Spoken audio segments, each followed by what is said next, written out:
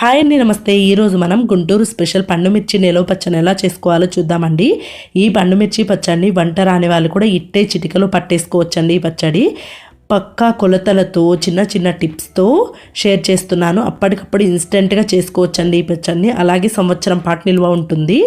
ఇది మనకి పండుమిర్చిలకి మంచి సీజన్ కాబట్టి ఈ సీజన్లో పచ్చడి పట్టేసుకొని పెట్టుకుంటే సంవత్సరం పాటు నిల్వ ఉంటుంది. ఎవరైనా కొత్తగా ఈ ఛానల్ని చూస్తున్నట్లయితే ప్లీజ్ అండి సబ్స్క్రైబ్ చేసుకొని సపోర్ట్ చేయండి. చూసేద్దాం రండి మరి. Welcome to tasty 24 hours. దీనికోసం ముందుగా నేను అరకిలో పండుమిర్చీలను తీసుకున్నాను. నేను అరకిలోకి కొలతల్ని చెప్తున్నానండి. మీరు కేజీ పట్టుకోవాలి అంటే దాన్ని డబుల్ చేసుకోవాలి. వీటిని శుభ్రంగా వాష్ చేసుకొని ఒక 2 గంటల పాటు ఫ్యాన్ కింద ఆరబెట్టుకోవాలి. కంప్లీట్గా ఆరిన తర్వాత మాత్రమే తొడిమెలను తీసుకోండి. తొడిమెలను తీసుకొని ఇలా చిన్న చిన్న ముక్కలుగా కట్ చేసుకొని పక్కకు పెట్టుకోవాలి. తడి అనేది ఉండకూడదండి. బాగా పొడిగా ఆరిపోవాలి కాయలు. అరకిలో పండుమిర్చికి 125 గ్రాముల చింతపండు అండి. అంటే కిలో పండుమిర్చికి 1/2 కిలో చింతపండు పర్ఫెక్ట్ కొలత. నేను అరకిలో తీసుకున్నాను కాబట్టి 125 గ్రాముల చింతపండు. దీన్ని మిక్సీ జార్లోకి యాడ్ చేసుకోవాలి. అరకిలో పండుమిర్చీలకి 100 గ్రాముల ఉప్పు. అంటే మనకి కేజీ పండుమిర్చీలకి 200 గ్రాముల ఉప్పు అండి. నేను రాళ్ళ ఉప్పును వాడుతున్నాను. పచ్చళ్ళకి రాళ్ళ ఉప్పు అయితే బాగుంటుంది. సాల్ట్నైనా తీసుకోవచ్చు మీరు. సాల్ట్ అయితే ఇంకొంచెం తక్కువగా తీసుకోండి. కొద్దిగా పసుపుని యాడ్ చేసుకొని వీటన్నిటిని ఒక్కసారి గ్రైండ్ చేసుకుందాము. ముందుగానే చింతపండుని గ్రైండ్ చేసుకోవడం వల్ల మనకి పండుమిర్చీలు వేసినప్పుడైతే ఈ చింతపండు నలగదండి. సో ముందుగానే చింతపండుని గ్రైండ్ చేసుకొని పెట్టుకోండి. ఇలా గ్రైండ్ చేసుకున్న దీనిలోకి 50 గ్రాముల బెల్లాన్ని యాడ్ చేసుకుంటున్నాను. బెల్లం లేకుండా కూడా చేసుకోవచ్చండి. పండుమిర్చీలు కదా కారం ఉంటాయి కాబట్టి బెల్లం యాడ్ చేసుకుంటే బాగుంటుంది టేస్ట్. బెల్లాన్ని కూడా యాడ్ చేసుకొని ఒక్కసారి మిక్సీ పట్టుకోండి. అర కేజీకి 50 గ్రాముల బెల్లము, కేజీకి అయితే 100 గ్రాముల బెల్లం. ఈ మిక్సీ మొత్తాన్ని వేరే బౌల్లోకి తీసుకొని పక్కకు పెట్టుకోవాలి. ఇప్పుడు అదే జార్లోకి మనం ముందుగా కట్ చేసుకున్న పండుమిర్చీలని యాడ్ చేసుకొని గ్రైండ్ చేసుకోవాలి. మరి పేస్ట్ అయిపోకుండా కోర్స్గా గ్రైండ్ చేసుకోండి. చూసారు కదా, ఇలా గ్రైండ్ చేసుకొని మనం ముందుగా చింతపండును మిక్స్ చేసుకున్నది బౌల్లోకి తీసుకున్నాం కదా, అదే బౌల్లోకి ఈ పచ్చడిని కూడా యాడ్ చేసేసుకోవాలి. ఇలాగే అన్ని పండుమిర్చిల్ని మిక్సీ పట్టుకొని దీనిలోకి యాడ్ చేసుకుంటే సరిపోతుంది. ఇలా యాడ్ చేసుకున్న తర్వాత వీటి మొత్తాన్ని ఒక్కసారి బాగా మిక్స్ చేసుకోండి. మొత్తం అంతా బాగా కలిసేలాగా ఇలా మిక్స్ చేసుకోండి. ఇప్పుడు వీటన్నిటిని కలిపి ఒక్కసారి గ్రైండ్ చేసుకోవాలి.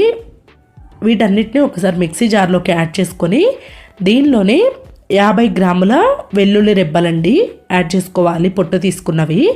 అర కేజీకి 50 గ్రాములు, కేజీకి 100 గ్రాములు. ఇంకా కొంచెం ఎక్కువగా కూడా యాడ్ చేసుకోవచ్చు, ఏం పర్వాలేదు. వీటన్నిటిని కలిపి ఒకసారి గ్రైండ్ చేసుకోండి. మరీ పేస్ట్ అయిపోకుండా సెమీ కోర్స్గా ఉండేలాగా చూసుకొని గ్రైండ్ చేసుకోండి. ఈ కన్సిస్టెన్సీ వస్తే పర్ఫెక్ట్ అండి.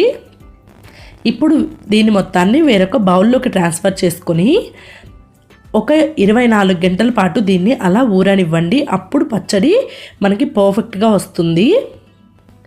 చింతపండు, ఉప్పు, కారం అన్ని పచ్చడికి పర్ఫెక్ట్గా పడతాయి. మూత పెట్టేసుకొని ఒక రోజంతా అలా పక్కకు వదిలేసేయండి.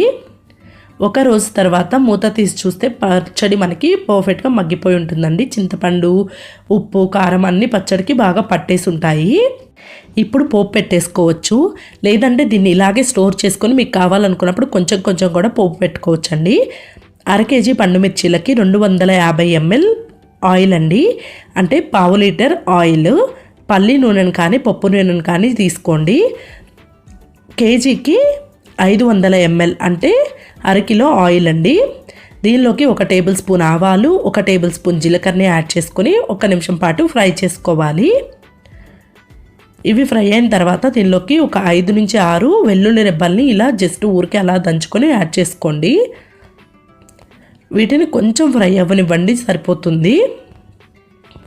ఇప్పుడు ఇందులోకి 1 టీ స్పూన్ వరకు ఇంగువను కూడా యాడ్ చేసుకొని ఒక అర నిమిషం పాటు ఫ్రై చేసుకోవాలి. ఇప్పుడు మనం ముందుగా రెడీ చేసి పెట్టుకున్న పండుమిర్చి పచ్చడిని కూడా యాడ్ చేసుకోవాలి.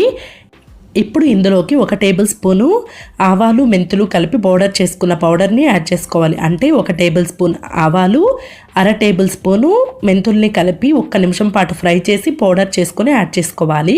మీరు పోపు వేయకుండా పచ్చడిని స్టోర్ చేసుకోవాలి అనుకుంటే డైరెక్ట్గా పచ్చడిలో ఈ పౌడర్ ఒక్కటి కలిపి బాగా మిక్స్ చేసుకొని స్టోర్ చేసుకొని సరిపోతుంది. ఈ పచ్చడిని ఒక 2-3 నిమిషాల పాటు ఈ ఆయిల్లో ఫ్రై అవ్వనివ్వండి. ఇలా ఫ్రై చేసుకోవటం వల్ల మనం ఈ పచ్చడిని ఇలా ఆయిల్లో వేపుకోవడం వల్ల మనకి పచ్చడి అనేది ఎక్కువ రోజులు నిల్వ ఉంటుంది. కలర్ అయితే అస్సలు ఏమీ చేంజ్ అవ్వదండి. అస్సలు టెన్షన్ పడాల్సిన అవసరమే లేదు. 2-3 నిమిషాల తర్వాత స్టవ్ ఆఫ్ చేసి దీన్ని కంప్లీట్గా చల్లారిపోనివ్వండి. ఎయిర్ టైట్ జార్లో కానీ జాడీలో కానీ స్టోర్ చేసుకుంటే 1 ఇయర్ పాటు ఫ్రెష్గా ఉంటుంది. సూపర్ టేస్టీగా ఉంటుంది. చూసారు కదా ఎంత క్విక్గా అయిపోయిందో. వంట రాని వాళ్ళు కూడా చిటికలో చేసేయచ్చు. సో ఈ పండు మిర్చీలు దొరికే సీజన్లో మీరు కూడా తప్పకుండా ట్రై చేసి మీకు ఎలా కుదిరిందో కామెంట్ సెక్షన్లో షేర్ చేసుకోండి. టమాటా పండు మిర్చి చట్నీ ఆల్రెడీ ఛానల్లో ఉంది, లింక్ డిస్క్రిప్షన్లో ఇస్తాను, చెక్ చేయండి. అది కూడా చాలా బాగుంటుంది. వీడియో నచ్చితే లైక్ చేయండి, ఫ్రెండ్స్ అండ్ ఫ్యామిలీతో షేర్ చేయండి. ప్లీజ్ అండి సబ్స్క్రైబ్ చేసుకొని సపోర్ట్ చేయండి. Thank you for watching.